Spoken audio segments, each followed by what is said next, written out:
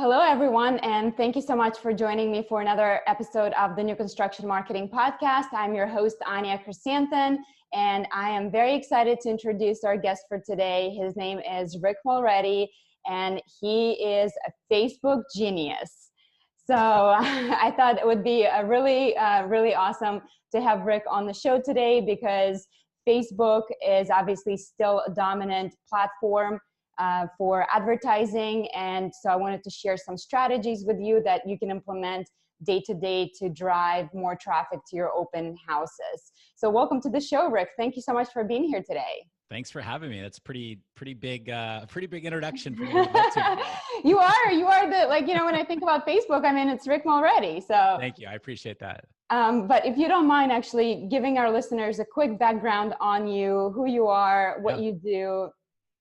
Yeah, so I've been in this whole Facebook world now for a long time, over 9 years now. Back when there were just little ads on the right hand column of Facebook, when there was just like a little image and a few little lines of text, and that was about it. And so yeah, I've seen a lot of different changes over the years with Facebook, but my background is in online advertising. I've been in this space now for 19 and a half years, so since 2000. Starting back with AOL. So I was in the corporate world for the first almost 13 years. Starting in 2000, I was at AOL for about 5 years, and that was really my first introduction to this whole world of online advertising. Mm-hmm. I worked on the operations side of advertising, so I got to see all the back end of the deals, and then I moved out here to the West Coast. And I worked for Yahoo for a couple of years. So I was managing accounts, and then I started to sell online advertising, which is what I really, really enjoyed, and worked for some other companies. One of them was Funny or Die, which is Will Ferrell's online platform. So then what I loved about those different types of companies was I got to see all different aspects of the online advertising world, everything from, standard banner advertising to text links to search, to video, to brand entertainment, to you name it. I was doing it and involved with it.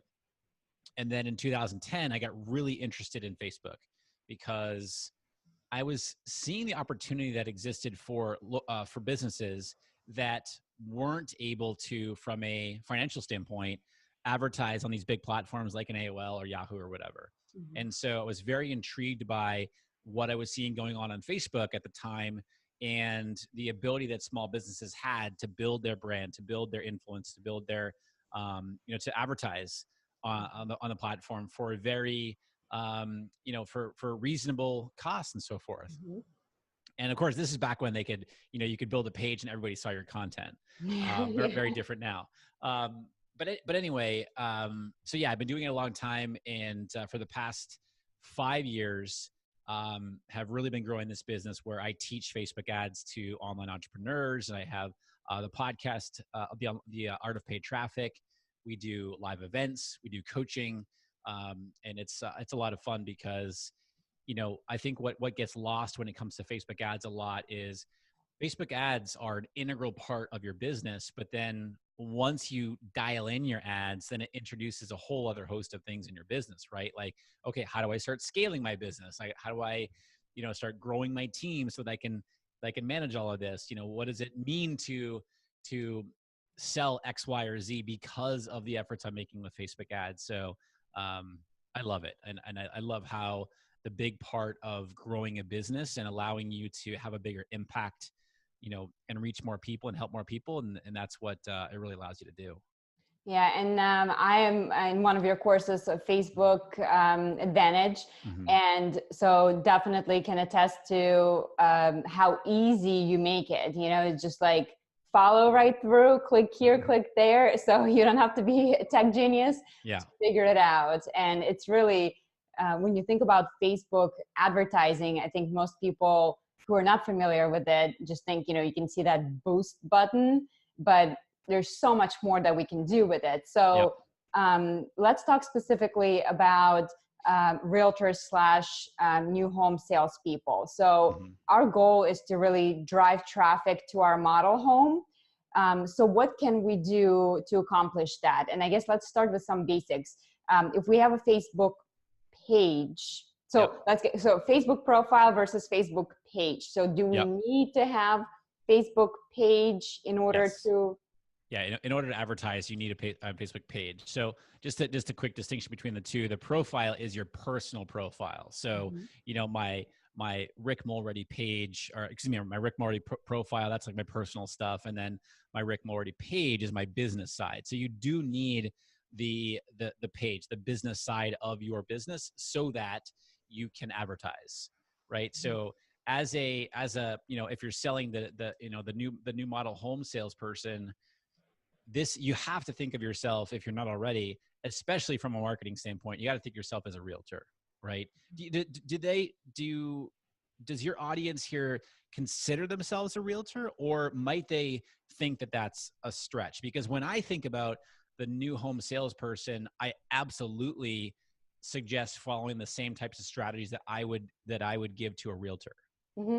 So I think most of them do think of themselves as a realtor. I think the limitation is that a realtor can kind of, go after any client. And then even if this particular location doesn't work, then let's still acquire the client, because I can still show you something else. Where with new home sales, if you work directly for the builder, unless they're going to buy in your community, there's of course a potential to nurture that lead to see if down the road they're going to give you some referrals or something else. But essentially it's kind of it's not quite the same. But I think for the purpose of our conversation, it's going to make sense if we think of them as realtors in that sense. So so first things first is you need to have your Facebook page. Now, question for you. So as a new construction salesperson, I may be sitting in one community selling to, say, first-time home buyers. And then once I sell out of that community, I'm going to go to the next community and I'm going to sell to downsizers, for example. So I'm going to move from community to community as I sell it out. So would it make sense for me to have my page as Anya Chrysanthemum, the new construction salesperson? Or would it make sense for me to create a page for the community, arbors at whatever? And then when that community closes, then I would, I don't know, either change it to the new community or open a new page. I would make it yourself. And then, and I would approach it from the perspective of I'm providing solutions, like affordable, for example, I'm just off the top of my head, affordable new home buying options for the new home buyer. Or for downsizing, it's the positioning, right? It's the language that you're using, it's the marketing that you're using. I would have one page and and just chronicle how you're going through different communities. I have just an example I'm thinking about is literally across the street from me here in San Diego. They just finished a new home, or it's a new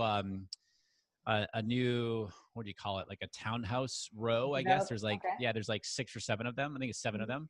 And no, I apologize, there's 10 of them actually. And they worked on them forever. They clogged up our street and everything. It was awful. But anyway, they're all done.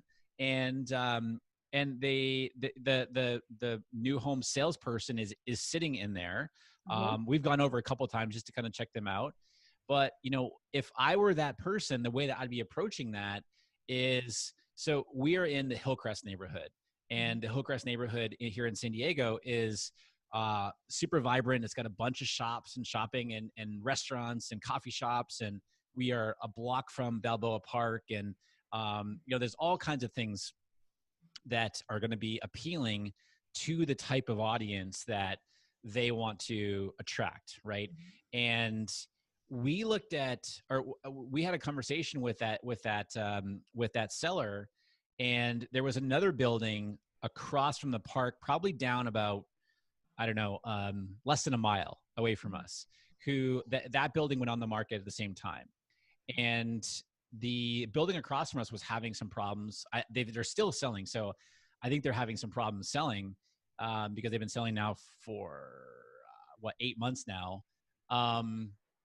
They said, the buyer profile for our building here is very different from that profile down there. And meaning in the building across from us, there's lots of stairs. There's like 4 levels, you know, so lots of stairs. So, you know, probably not the best for young kids or, you know, an older age demographic. And so they need to speak to attracting those types of people, right? But probably like millennials, right? Absolutely. Yeah. And so I would be doing that in addition to profiling the neighborhood. You know, there is literally I think it's actually next door, literally next door, there's a daycare. There is a Whole Foods a block and a half from the complex. There's a, you know, a great coffee shop 2 blocks away. There's restaurants and stuff literally a couple blocks away. So I would be profiling the neighborhood. And I don't mean that all in one video per se. This is, you become a content marketer, letting people know what's available in that neighborhood. And then, so what you're saying is basically, when you mean profiling the neighborhood, saying, okay, go to the coffee shop and maybe interview the owner of the coffee shop. Absolutely. Yeah. Right. Yeah. And just catch it on video, and you can do it with your phone. Absolutely. 100%. Yeah. There's a, I forget what type of church it is, but there's a church literally right around the corner from, you actually see it from the balconies of this place. You know, talk to the pastor there. Oh, no. Church is a big no, Rick. Come on. Oh, is it really? That's like the fair housing thing. Oh. So you can't. So if you profile one church, you have to profile the mosque. You have to profile. Think about that. Okay, so scratch that. Edit that part out of the interview here.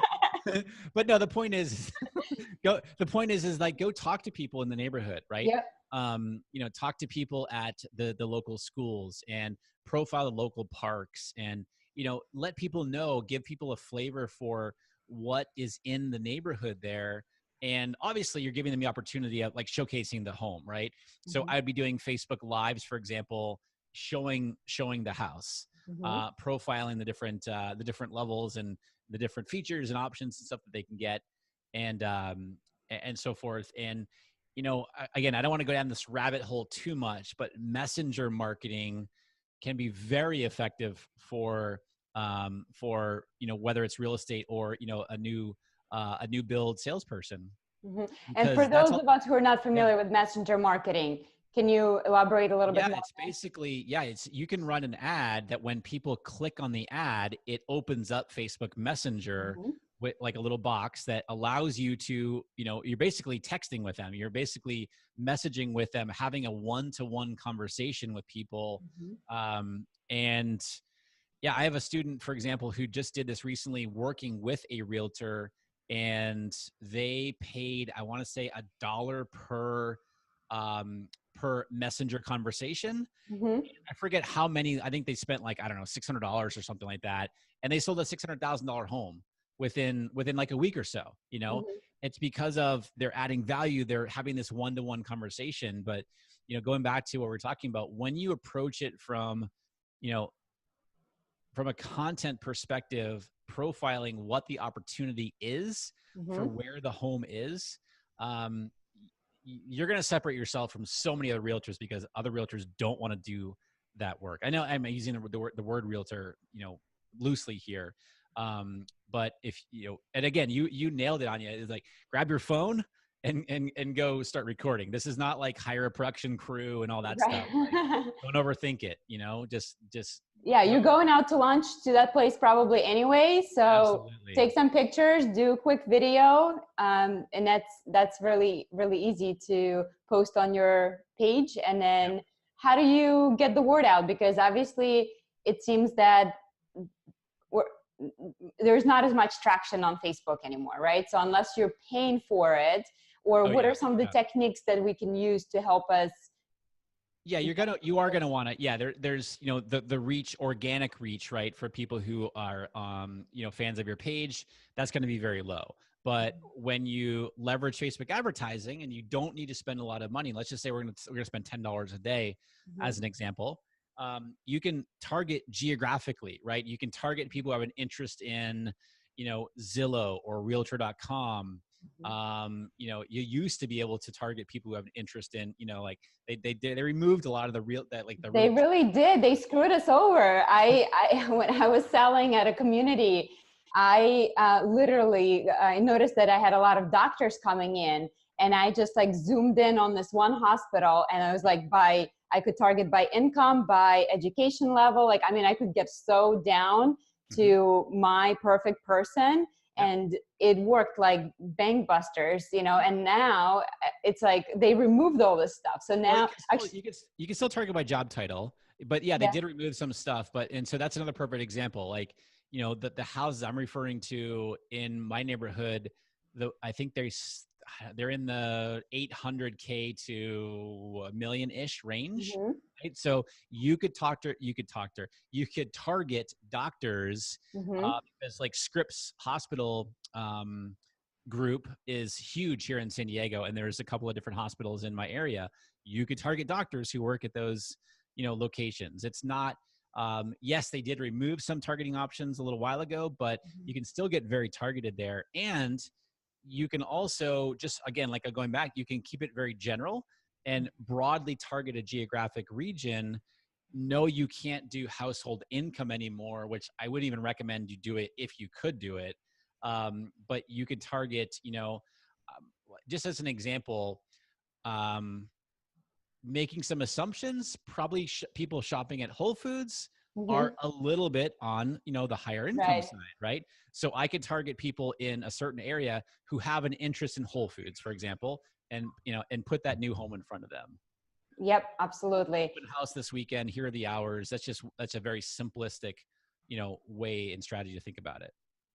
Yeah, so Facebook is still alive and doing well, and Oh, you, yes. again, the bottom line is you don't have to spend a ton of money to Correct. do something like this. And yeah, I think most people think like, oh, let's post an open house and boost that post. But like you're saying, there's so much more that you can do to separate yourself from the other realtors who are just doing those open houses, and differentiate yourself, make people fall in love with the neighborhood, make people fall in love with the community, the people, so that they can see themselves living in that particular place. Yep. So yeah, you can showcase so many different areas of the lifestyle. Is there maybe amenities, so not just your model home. So there's a lot of opportunities for videos, and it seems like videos are definitely dominating Facebook. And what's your take on that? Right, so they've been talking about it forever, that Yep. videos get better traction, or I guess, than Yep.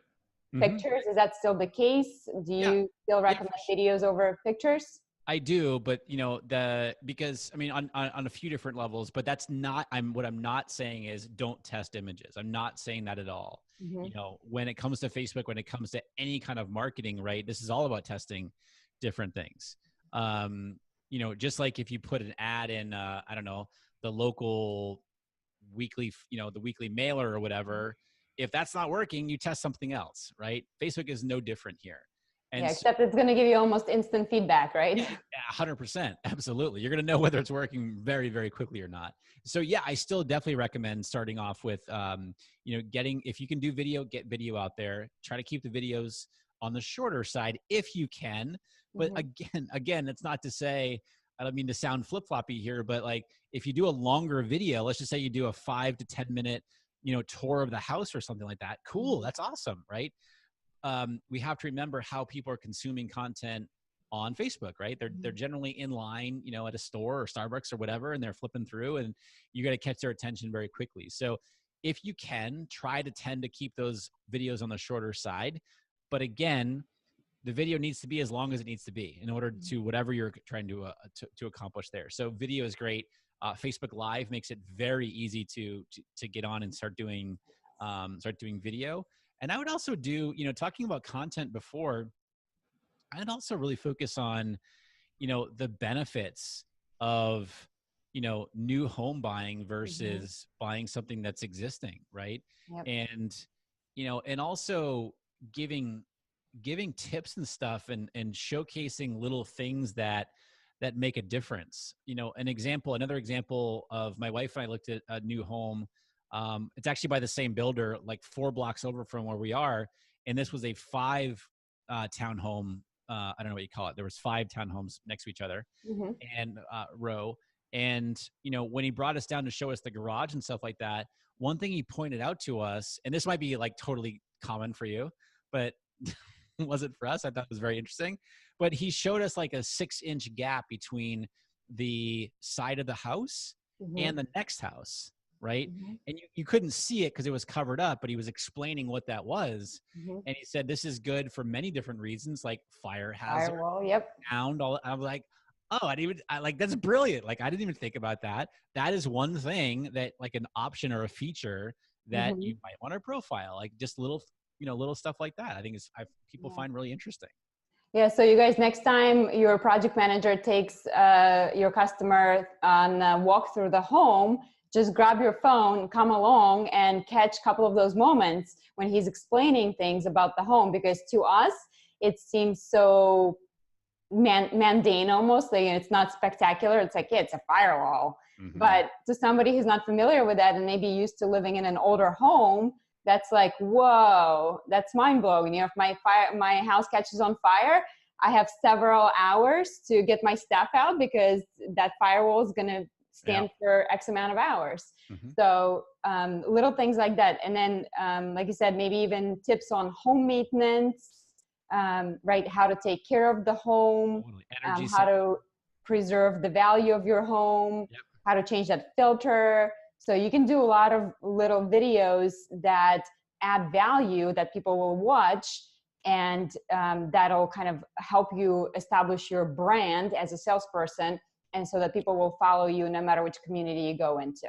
Yeah, I'd also, as you were talking about that, and in talking about adding value and positioning yourself, I'd be targeting like interior designers as well. Maybe not so much as your ideal customer, but their customers likely could be your customer. You know what I mean? So, because if someone's working with an interior designer and you develop a relationship, either with local interior designers, or if you're targeting them on Facebook, you're giving that's your ideal audience as well. It's kind of going back to like the Whole Foods example, is, thinking about it from so many people get so hung up on, I have to target this exact one person, right? That they wouldn't generally think about, oh, yeah, you're right. The people who shop at Whole Foods are probably my target audience, but they don't think about their target audience from a holistic level. Yeah, even thinking about other realtors, right? A lot of people on Facebook say, like, when you do an open house, exclude the realtors. I think, like, why exclude the realtors? Include the realtors, because the realtors have the clients, right? They want to know about your open house. They may not know. So that's a good idea as well. Target the realty companies. Yeah. Yep, absolutely. The Realty Association. Yeah. I don't know what is it, National Realtors Association? Yes, there is such thing. Yeah. Target all those things. Absolutely. They have the clients. They're going to bring them there. Yes. Okay. So let's talk a little bit about tracking. So obviously we want to know that when we're spending our dollars on something, that it's working. So how do we track our campaigns? How do we know it's doing something? Let's talk about pixels, conversions, all that geeky stuff. Yeah. Well, I mean, when it comes to this type of niche and what we're selling here, unless you're giving away something up front. So like, for example, one simple strategy that a realtor can do which doesn't really make sense for, the new home seller, is you could do you could give away like a free home valuation, right? In exchange for their email address. So you're trying to build your email list. So the conversion can be tracked in that way, right? Like, I can track somebody who clicks on my Facebook ad over to the form fill out page to get the home valuation. And then when they land on the thank you page, that marks a quote unquote conversion. So I can track that very, very easily using Facebook's Pixel. Now, if I'm targeting the local area though, for this weekend's open house, that is less trackable, right? From a like a technological standpoint. What you're going to have to do there is kind of the traditional sort of like, where did you hear? Like, how did you find out about us? Oh, I saw you on Facebook, or I'm the one that you talked to on Messenger there, and, got your invitation, and, that sort of thing. And so it is a little bit more challenging to directly correlate, oh, this person saw my ad or clicked on my ad and went over to, and came to the open house. or or sent an email or called us or whatever, the salesperson is going to have to be trained to ask that right question, right? How did you hear about us? I wonder if we could almost offer some kind of like a gift card or something, like for if you register ahead of time for the open house, then you enter into a drawing to win, I don't know, whatever, a gift card. So when you come into the model home, if you've entered your information, then you're automatically entered in, I don't know, something like that. I mean, you could. I kind of think about that from the perspective of, number one, like it's got to be a pretty darn good, incentive for them to do that. Well, there you go, an incentive. So if you're thinking about home buying, and you have an open house, maybe you say, hey, we're running a special promotion, offering 50% off options. You need to register for this promotion. That's different. That absolutely. Right? Yes, for sure. There you go, guys. Genius idea. So the measurement there is you are collecting their email address, right? And then you're starting that conversation. Yep. That's very different. That's very trackable, right? Coming back to the Facebook ad. Oh, Joe and Nancy filled out the form, so now they're gonna, and now they're gonna come in and have the conversation and take advantage of the 50% off, options or whatever. Absolutely, that's trackable. If you don't do that, if people aren't willing to do that, then it's, it is a little bit harder, and you kind of have to ask that question of, hey, how did you hear about us? Where did you hear about us? Okay, great. And what's a Facebook pixel? You always hear Facebook pixel, you need to have it. What the heck is it, and why do we need it? Well, I mean, as far as like, do you need it? It's more of kind of what we just talked about, right? It's depending on what you're doing. If you are giving away something like that, where somebody wants to, or you're going to have somebody opt in for something, or in exchange for their email address, then yes, I would recommend using the Facebook pixel. And all the Facebook pixel is a piece of, now we're going to get a little nerdy here, a little piece of JavaScript code that Facebook provides you. You get one Facebook pixel per Facebook account. And you would put that on the landing page, and you'd put that on the thank you page, right? And once the pixel is placed, and Facebook gives you instructions on where it gets placed on the page and how to do that. Okay. Once the pixel is placed, that's only step one. Then the next step is you would need to set up what they call a conversion. Meaning, so in the simplistic way to do it is just simply what they call a custom conversion within Facebook's Ads Manager. And all you need to do that is, once you place the pixel, is you just use the URL of the thank you page. Meaning, when people hit this page from my ad, that marks a conversion. And so, from that perspective, if you are doing stuff like that, yes, you are going to want the pixel.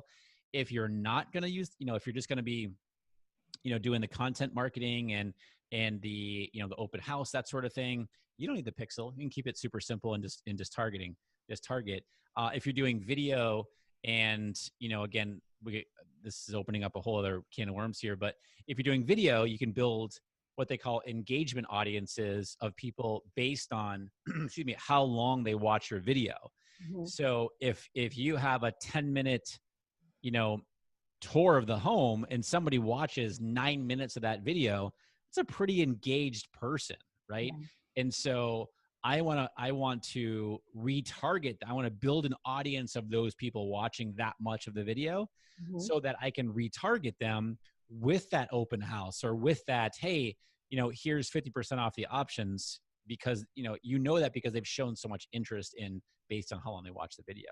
No pixel required to do that. Okay, great. So sounds like unless we're really, really getting into nitty gritty, no need to do pixel. We can just target your specific audience and go from there. Okay, great. All right. So and then if somebody does want to use a pixel, don't you have some kind of a resource that you offer to people on your website? Yeah, I have the complete guide to the Facebook ads pixel. I do need to update that article, but yeah, it's a very comprehensive article about how to, like what the pixel is, and it takes you through step by step on how to use it and so forth. Okay. Yep. All right, great. So I think that gives us a lot of great information. And lastly, I wanted to talk to you about kind of some of the biggest mistakes that you see realtors make. So is there kind of like a don'ts that when you see something, you're like, oh, why are you doing that on Facebook? Not necessarily. When it comes to realtors, not necessarily. I Okay. would say the biggest mistake that I see realtors make is they don't do it. They don't put the work in, right? Real estate, unfortunately, I mean, not unfortunately, just because there's so many other industries very much like them who are, they tend to be caught in the old school, way of marketing, Yes. and they don't want to do anything different, right? Like I'm paying $500 a month or $1,000 a month to be on whatever, on Zillow, or to be listed here or whatever. Mm-hmm. And I have this conversation with a lot of realtors. They have zero idea of what the ROI is on that. They have no idea how well that's performing. It's like, okay, here's my, whatever the cost is, here's my $3,000 a month out the window, just because it's something I've always done. But yet they have no idea how well it's performing or not. That is like the definition of insanity, right? Like banging my head against the wall with no different outcome.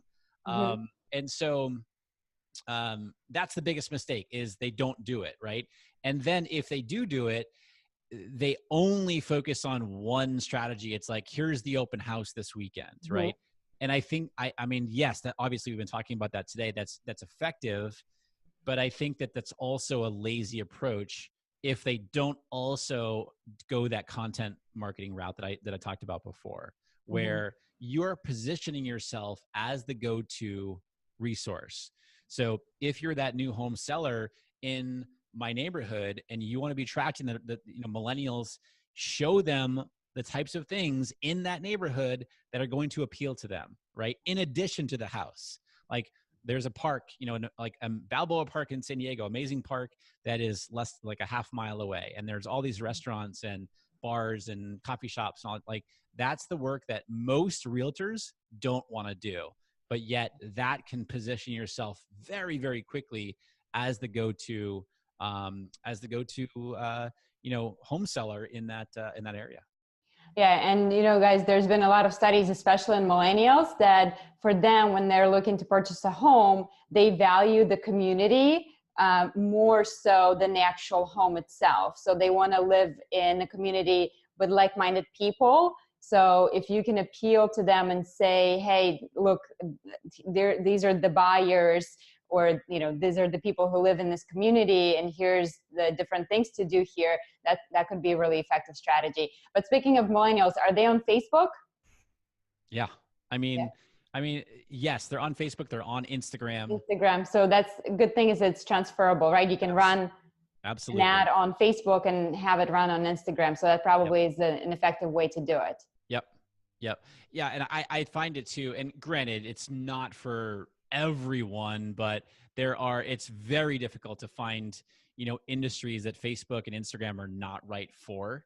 Mm-hmm. Right. And I find that if, it's the people, this is the other thing too, that realtors do. They'll try something on Facebook. It won't work because they didn't fully take advantage of the platform, whether it was Instagram or Facebook.